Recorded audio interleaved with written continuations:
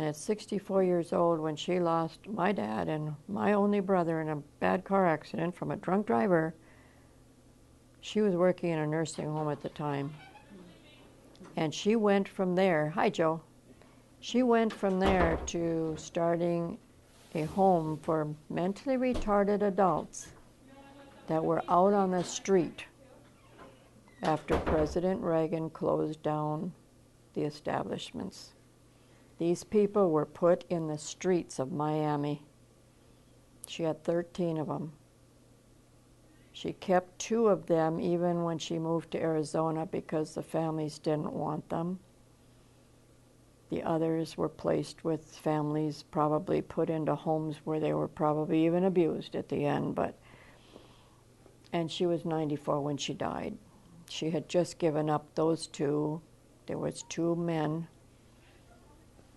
I think she was probably like 89 when my sister said, you need to give them up, because they were getting in their 50s and kind of a little bit pushy at times, and she was a little lady, and they would get frustrated and just kind of give her a hit and she'd fall on the floor. I mean, and they loved her. They loved her. They cried when they had to leave because they had been so abused in the places they had been in. But she was too weak anymore to handle it. I mean, when she got Tim, he was 21 years old, Down syndrome. Mother had died, father had remarried, and the new mother did not want him around. He did not even know how to eat with utensils. Everything was put on the table without a plate, and he just... She saw him walking down the hall of this establishment she was working in at the time.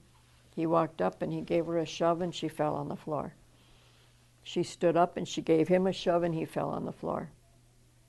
From that day on, they were together. She taught him how to read. He couldn't even really talk very good. Nobody had taught him anything because he was Down syndrome. You're dumb. You don't know anything, you're dumb. And she had him until he was 50-some.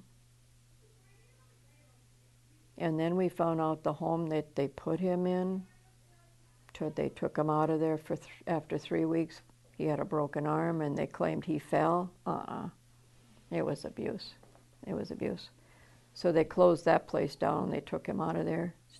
And then we were told that we weren't to ask where he was anymore because it was too hard on him to have the connection that he couldn't have with her anymore, which isn't fair either. I think that was a cop-out, but that's what they did to him.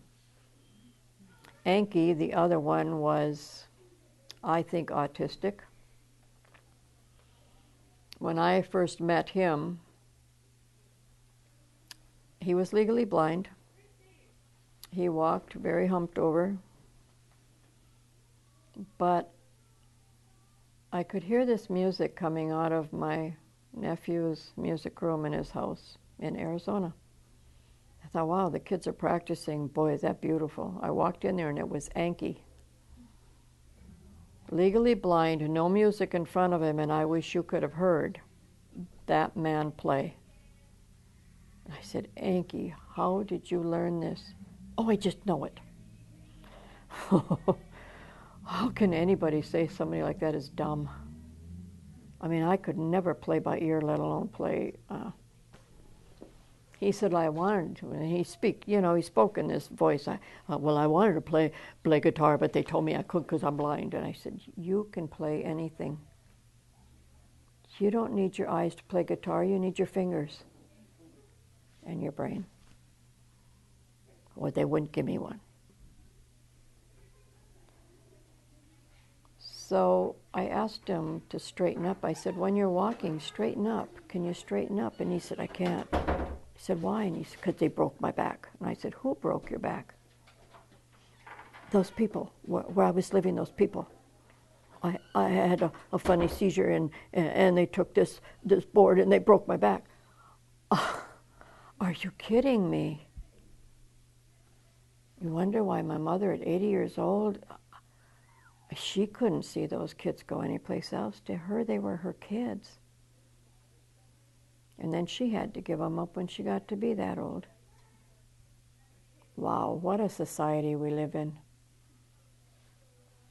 But I had taken a lot of pictures, and those kids, they were drummers besides. They were out in my nephew's music room outside, and I could hear these drums, and these kids, both of them were out there playing drums. They weren't just pounding them, they were playing drums.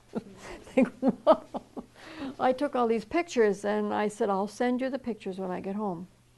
Well, when I got out to the car, he came out there, and he said, and what day? What day are you going to send those pictures? I said, oh, Mother says, you better give him a date. I said, okay, I'm going home today. Today is like the 12th of September. Okay, I'm going home today. I have to take him in, maybe not tomorrow, but the next day I'll take him in. Okay, that's the 14th. Let's see, it'll take me 2 days to get the pictures. It'll be the 16th. You should have them by the 19th of September. Okay, I'll be waiting for him. But that's how his brain functioned. I think, wow, what he could have done if somebody at a young age would have gotten a hold of him and taught him. And his brother, one of them was a chiropractor, and Tim, the Down syndrome's brother, who had no time for this boy, was the director and the writer of Incredible Hulk. Clearly your mom was a role Had model. no time for this boy. Just think what he could have even learned in the production business. Because he wasn't stupid. Everybody's got a brain. Just got to figure out what their passion is and pull it out of them.